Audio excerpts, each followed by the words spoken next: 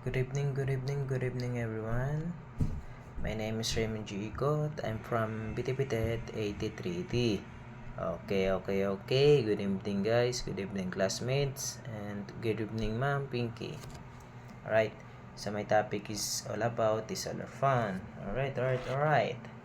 Okay. Ano nga ba yung solar fan? Okay.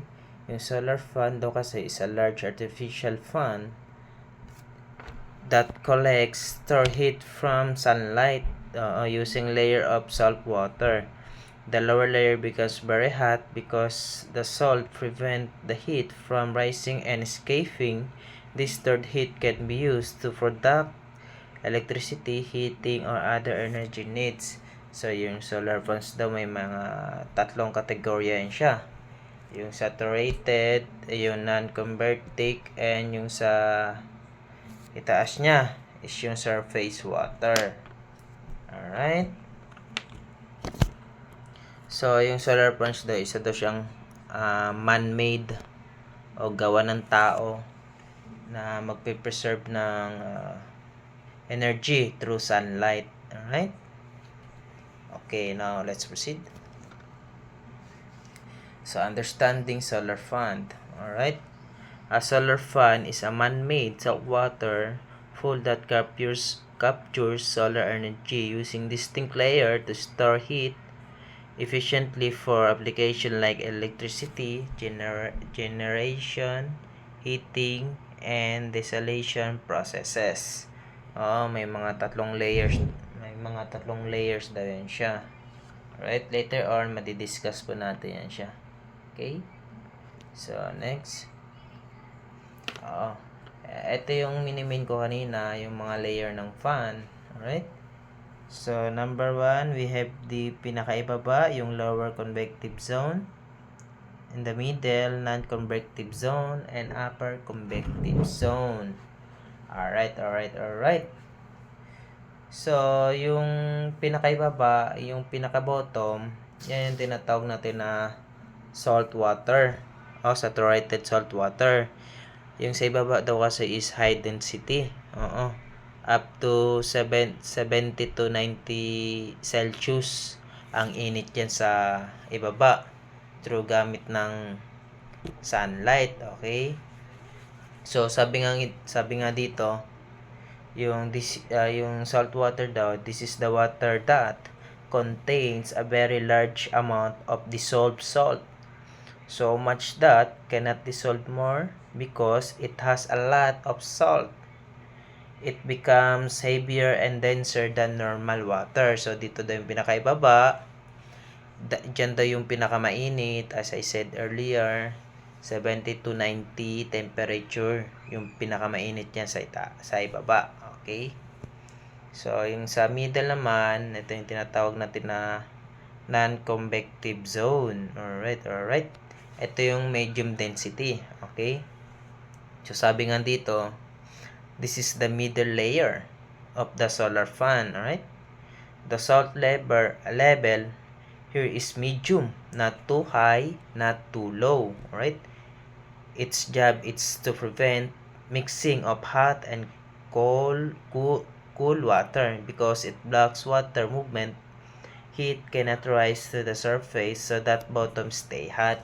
So, yun daw yung pinakagitna, yung non-convective zone. Siya daw yung nag-i-stop, okay, para maghalo yung init at saka malamig na tubig. Upang yung pinakababa is maintain lang yung hinit, hindi siya akyat, kumbaga para siyang blocker. Para hindi mag-escape yung init sa ibaba niya. Alright? So, the third one is upper convective zone, o yung tinatawag natin na surface water. Ito naman yung surface water, ito yung lower density. Dito sa taas kasi nag-escape lang yung mga init. Okay? Kasi lower density, absorb lang yan siya sa taas. Sabi nga dito, this is the top layer of the fan.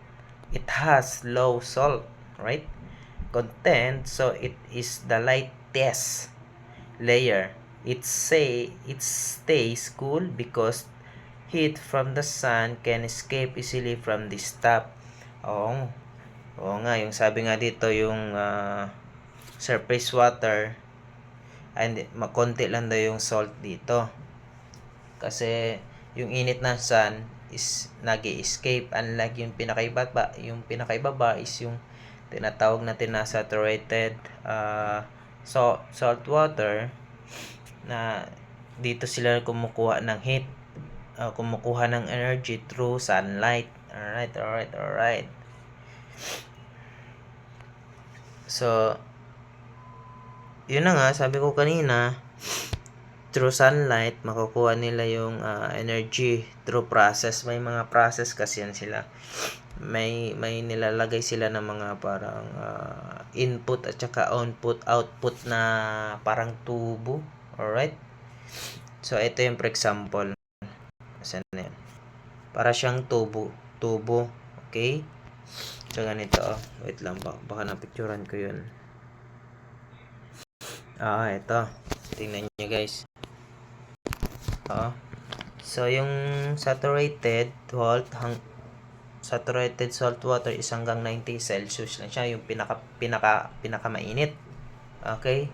Yung itim naman siya, yan yung tinatawag natin na absorbent plate. Kumbaga, siya din yung stopper ng init. Kumbaga, para mag-stay lang siya sa salt water. So, itong medium density, non-convective zone, and surface water. As you can see, may mga outlet yan siya. Tingnan nyo dyan sa video, may cold water and hot water.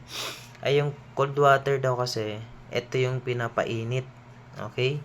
So, pinapadaan dyan sa tube, or ano ba tawag dyan, tubo, upang makapag-create ng hot water. Yung hot water daw kasi yan daw yung nire-restore. Yan yung kinukuha na init. Papunta doon sa turbine. May mga nakita ko kasi sa video, may mga ano yan siya. May mga makina. Paano nila ma-conserve, ano tawag dito, ma-store yung electricity through sunlight. Alright? So, I hope may natutunan kayo. Yan lang yung topic ko about solar fund. Once again, yung solar fund is an artificial it is an artificial fund that gawa ng tao, man-made. So that's all my topic is all about. So that's all. Bye bye.